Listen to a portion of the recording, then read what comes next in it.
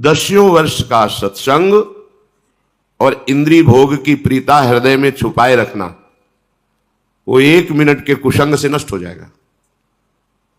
इंद्रिय भोग की प्रीता यदि आपने ऑपरेशन करके हृदय से निकाला नहीं तो ये नसूर है, ऐसा नासूर अंदर ही अंदर ये गंदगी फैलाता रहेगा।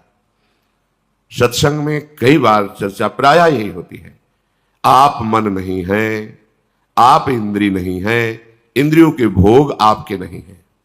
पर जब आप बार बार वही मांगते हैं, वही भोग, तो भगवान छोड़ देते हैं।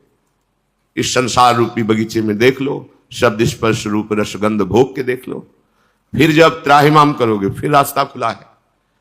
समय बर्बाद करना, अंतःकरण मलिन करना और अपने को दुर्गति में फंसा लेना, पर समझ कहां आती है?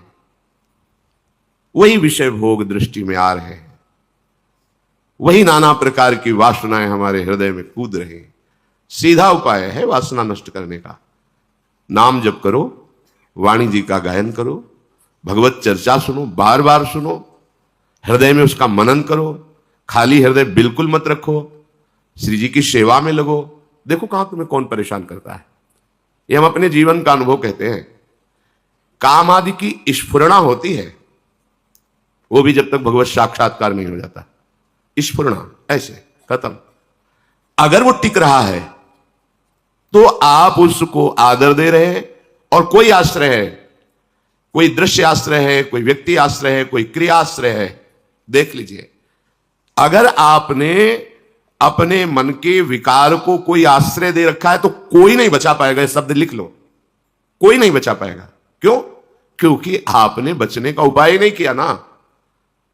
आपने तो बचाव पक्ष को ठुकरा दिया और अपने मन पक्ष को स्वीकार कर लिया। तो मेरे स्वामी का ये भी खेल है, खेलो, जाओ भोगो, ये नरक यंत्रणा, बार बार जन्म मरण, ये दुख, ये भोगो। तुम्हारी राजी है, तुम्हें मनुष्य शरीर मिला है, तुम्हें स्वतंत्र कर दिया है, जो चाहो कर्म करो, चाहे परम पद का कर्म करो या नरक का कर्म करो, तुम्हारे लिए स्वतंत्रता दे दी भगवान ने। तो हर उपासक से प्रार्थना है, आप अपने हृदय को देखिए। हृदय में विषय का स्फुरण होना यह कोई खास बात नहीं है, यह बड़ी ऊंचाई तक स्फुरण होता है। आप लोग अभी उस ऊंचाई को नहीं देखा है। स्फुरण ऊंचाई तक होता है, जब तक तत्वबोध आत्म साक्षात्कार या भगवत प्राप्ति नहीं हो जाती तब तक स्फुरण होता है। स्फुरण अगर हम उसके चिंतन में लग गए तो संकल्प रूप धारण करता है। अगर संकल्प बन गया तो संबंध और क्रिया हो जाती है। संबंध और क्रिया हुआ तो पूरा अंतःकरण मलिन हो गया। इसे आप समझ नहीं पा रहे। आप मनोरंजन इंद्रियजन्य विलासिता के इस जाल को नहीं देख पा रहे। पक्षी दाना देखता है, जाल नहीं देखता है।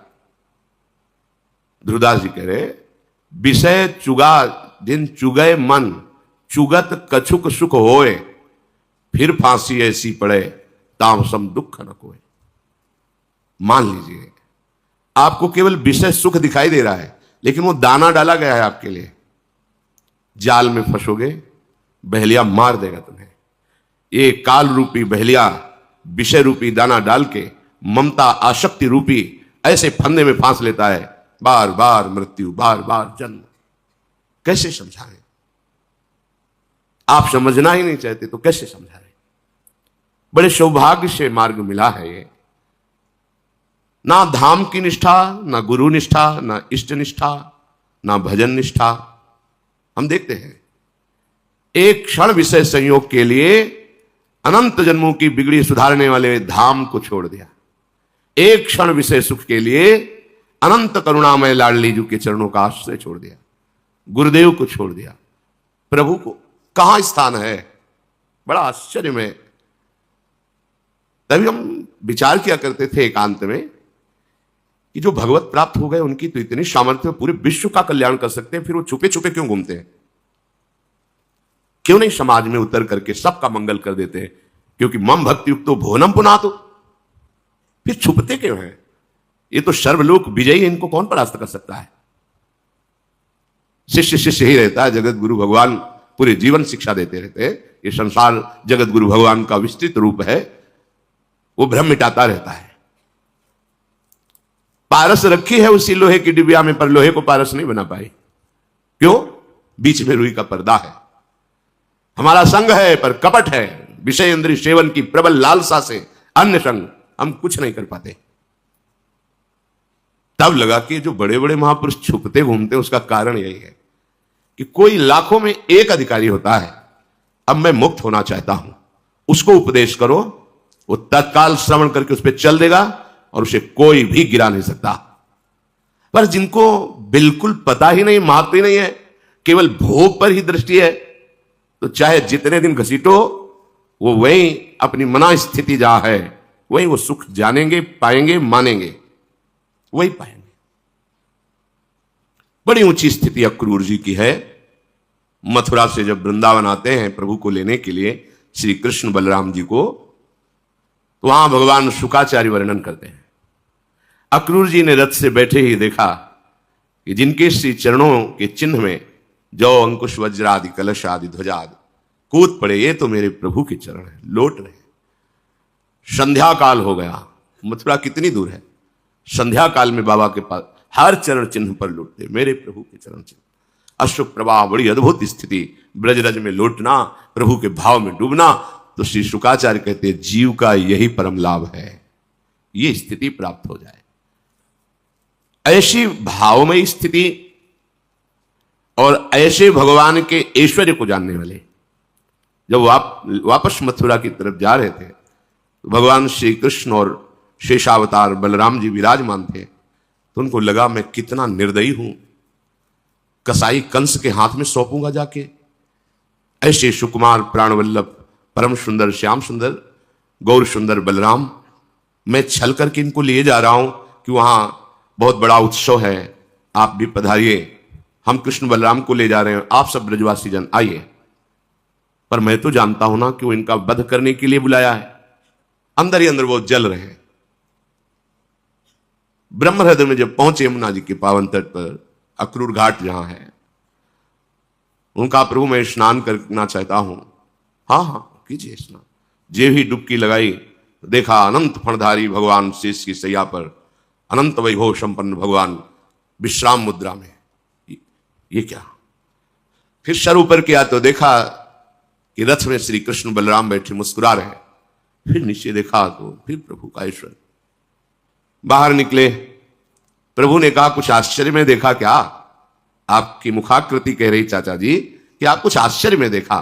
बोले प्रभु सर्वाश्चर्य में आपको देख रहा हूं, तो अब आश्चर्य बकाया क्या रह गया? देखा ना भगवान के वैभव को। और वही जब स्यमंतक मणि पर प्रभाव, उसकी महिमा, तो वही स्यमंतक मणि लेकर के आप काशी चले जाते हैं, प्रभु द्वारिकाधीश से दूर। यद्यप वहां धार्मिक कार्य ही करते हैं, यज्ञ आदि करते हैं, वो भी भगवान की आराधना आराध्य देव से दूर रहकर भगवान ने बलराम जी और सत्यभामा के भाव को पुष्ट करने के लिए बुलाया और कहा चाचा जी मुझे पता है आपके पास स्यमंतक मणि है और आप उसी के प्रभाव से प्राप्त ऐश्वर्य से बड़ी बड़ी यज्ञ कर रहे हैं, मुझे चाहिए नहीं, पर आप दिखा दीजिए सत्यभामा और बलराम जी को, उनको विश्वास हो जाएगा। नहीं दिखा रहे थे। हमें पता है आपके पास कपड़े में लिपेटी हुई रखी, आप दिखा दीजिए। फिर दिखाया, हाँ आप अपने पास रखिए। इस चरित्र से हमें शिक्षा मिली। इंद्र नीलमणि प्रभु श्याम सुंदर और गौर सुंदर बलराम जी, इन महाप्रभुओं के वैभव को जानने पर भी स्यमंतक मणि का महत्व बना रहा। इसका मतलब मम माया दुरत्या है। भगवान की माया कितनी दुरत्य है, बड़ा सूक्ष्म। भगवान शंकरषण का साक्षात्कार करने वाले दिव्य विमान प्राप्त है और भगवान शिव के पास विमान पे बैठ के जाते हैं और असभ्य वर्ताव करते हैं। फलस्वरूप जगदम्बा शाप देती है और वृत्तासुर नाम के दैत्य के रूप में परिणित हो जाते हैं। बड़ा विचारणीय विषय है। साधु समागम, भगवत साक्षात्कार और कहीं उद्दंडता बची रह जाए, बड़ा आश्चर्य की बात। नारद जी जैसे महापुरुष का उपदेश, भगवान शंकरषण उनका साक्षात्कार और भगवान शिव के प्रति अभद्र व्यवहार, ये शास्त्र के जो इतिहास है, जो चरित्र है, उनसे शिक्षा ग्रहण करने के लिए ही तो कथन श्रवण होता है। अहम, अगर अहम बकाया रह गया तो बात बनती नहीं। जहां ऐसी उत्तम स्थिति, वहां वृत्तासुर के रूप में जन्म ले रहे हैं। भजन का नाश नहीं होता। अंतिम समय में भगवान से प्रार्थना कर रहे हैं कि मेरी जो गति हुई उसका कारण है कि मैं बराबर साधु संग नहीं करता रहा, इसलिए हे हरे, आपके दासों के दास की दासता मुझे प्राप्त हो, बस यही मुझे प्रदान कीजिए।